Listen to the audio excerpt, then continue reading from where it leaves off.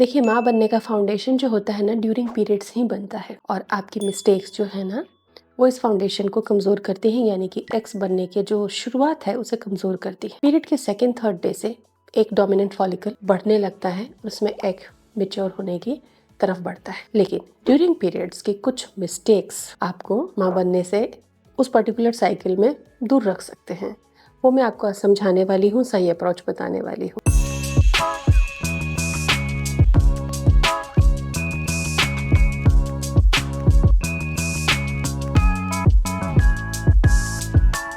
Welcome to Prenas fertility care. Periods जब शुरू होते हैं तो ये समझ लीजिए आपके बॉडी की एग फैक्ट्री भी धीरे से चालू हो जाती है और उस साइकिल के लिए एग बनना शुरू होता है और इसे हम कहते हैं फॉलिकुलर फेज। डे 2 डे 3 बहुत इंपॉर्टेंट होता है, तभी से फेज चालू होता है। लेकिन कुछ जो मिस्टेक्स हैं वो उस साइकिल के लिए एग्स के डेवलपमेंट को वहीं से पुअर बना देती है। वो पहली गलती जो आप ड्यूरिंग पीरियड्स करती हैं वो ये है कि पीरियड्स में भूखे रहना, पीरियड्स में खाली पेट रहना एनर्जी लो करता है, स्टार्वेशन मोड में ले जाता है आपको और हार्मोन इम्बैलेंस की तरफ धकेलता है। या फिर बहुत कम खाना, कई फीमेल्स ऐसी हैं जिनको पीरियड्स में खाना अच्छा नहीं लगता, भूख कम हो जाती है तो वो खाना छोड़ देती हैं, बहुत कम खाती हैं। तो जितनी बॉडी की बेसिक मेटाबॉलिक नीड है उतना तो खाना चाहिए आपको।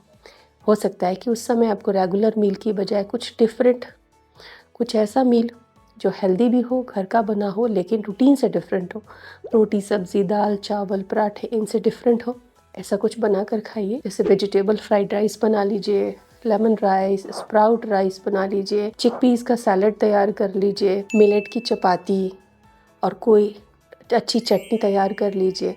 कुछ इस तरीके से आप अपनी डाइट प्रिपेयर कीजिए कि आपको खाने की अनिच्छा होने पर भी आप थोड़ा इंटरेस्ट से खाना खा सकें।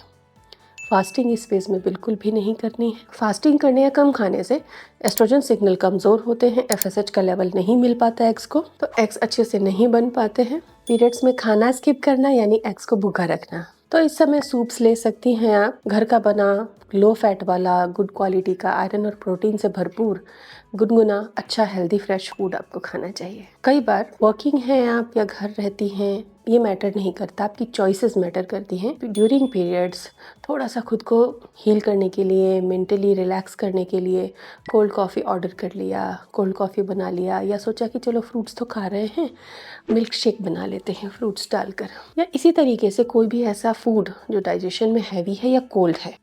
कोल्ड कॉफ़ी बनाया, आइसक्रीम ऐड करी, मिल्क शेक बनाया, आइसक्रीम ऐड कर ली, या कोल्ड मिल्क यूज़ किया। ये चीज़ें बहुत ही हार्मफुल हैं आपके पीरियड्स के दौरान यूज़ करना। कोल्ड फूड आपके यूट्रस को स्लगिश करता है, ब्लड फ्लो को बिगाड़ता है और ये एग्स के डेवलपमेंट को भी इम्पैक्ट करता है। इस समय बॉडी की नीड है वार्म और नरिशिंग फूड की, तो इस समय अगर आपको कुछ पीना है देन आप सूप ले सकती हैं। इसी चैनल पर कई वीडियोस में वैरायटी ऑफ फर्टिलिटी सूप मैंने भी शेयर कर रखे हैं, आप उन्हें यूज़ करें। क्योंकि कोल्ड फूड लेने से, लस्सी वगैरह लेने से, ठंडी ठंडी चीज़ें खाने से, रॉ सैलड्स लेने से आपके ओवरीज को जो ऑक्सीजन फ्लो जा रहा है वो कम होता है, तो एग डेवलपमेंट स्लगिश होता है। तो ये गलतियाँ भी आप ना करें। तीसरी गलती, पीरियड्स में कई फीमेल्स को बहुत पेन होता है। जनरली एक टैबलेट ले ली जाती है, जो कॉमन टैबलेट है मेफ्टल स्पास लेते हैं। कई बार इंजेक्शंस भी लगाने पड़ते हैं अगर पेन टॉलरेबल बिल्कुल नहीं है तो। लेकिन याद रखें NSAID जो एंटी इन्फ्लेमेटरी ये जो ड्रग्स आप लेते हैं ये प्रोस्टैग्लैंडिन्स को ब्लॉक करती हैं, एग रप्चर को इम्पैक्ट करती हैं, तो हमको नेचुरल वेज पर जाना है। पेन रिलीफ पैचेस आते हैं आजकल जो नेचुरल यूकेलिप्टस ऑयल और मेंथोल वगैरह से हैं, काफ़ी रिलीफ देते हैं। 10-12 घंटे तक आराम देता है एक पैच यूज़ कीजिए, वार्म कंप्रेस यूज़ कीजिए, थोड़ा सा पैदल चलने की कोशिश कीजिए, दर्द कम होगा। और वॉलनट्स रेगुलर यूज़ करेंगी तो ओमेगा 3 आपको काफ़ी हील करेंगे, पेन कम होगा। लेकिन regular pain killer tablets egg rupture, ovulation and hormone कईयों को चीज़ों को ख़राब कर सकते हैं, तो आपको दवाओं से बचना है। नेचुरल पेन रिलीफ मीज़ल्स पे जाना है। अदरक अजवाइन की आप चाय ले लीजिए, उल्टे पेट के नीचे पिलो लगाकर सो जाइए, वार्म कंप्रेस ले लीजिए, इन पर आप आइए बजाय की दवाओं के। चौथी गलती, पीरियड्स में इमोशनली हम थोड़ा लो होते हैं फीमेल्स शुरू के 1-2 दिन। थर्ड डे से जैसे ही एस्ट्रोजन आप होने लगता है चीज़ें नॉर्मल हो जाती हैं। तो इस समय और डिप्रेस होना, इमोशनल मूवीज़ देख लेना, इमोशनल बातें करना या ओवरथिंकिंग करना, ये 2 दिन, शुरू के 2-3 दिन नहीं हैं इनके लिए। तो अगर आप ऐसे फ़ेज़ में जा रही हैं, देन डेफ़िनेटली आप अपने हार्मोन्स ही ख़राब कर रही हैं और किसी को इससे कोई नुकसान नहीं है, केवल और केवल आपको हो रहा है। तो इमोशनली स्ट्रेस्ड होना और ओवरथिंकिंग करना ड्यूरिंग पीरियड्स हार्मफुल है। सो लीजिए, दिन में भी रेस्ट कर लीजिए, रात को अच्छी नींद लीजिए, बढ़िया खाना खाइए, थोड़ा पैदल चल लीजिए, थोड़ा खुद को ठीक कर लीजिए, मसाज कर लीजिए अपने पैरों की, थोड़ा हील फील करेंगी आप, थोड़ा रिलैक्स्ड फील करेंगी। लेकिन डिजिटल एक्सपोजर से भी बचना है, ये आपको ड्रेन करता है, आपकी एनर्जी ड्रेन करेगा।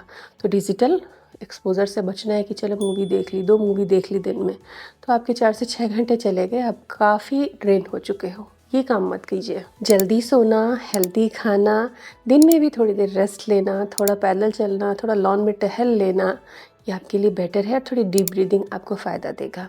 ये 4 गलतियाँ पीरियड्स में नहीं करेंगी तो एग क्वालिटी बहुत अच्छी होगी। यकीन मानिए, जल्दी कंसीव होगा। Try this.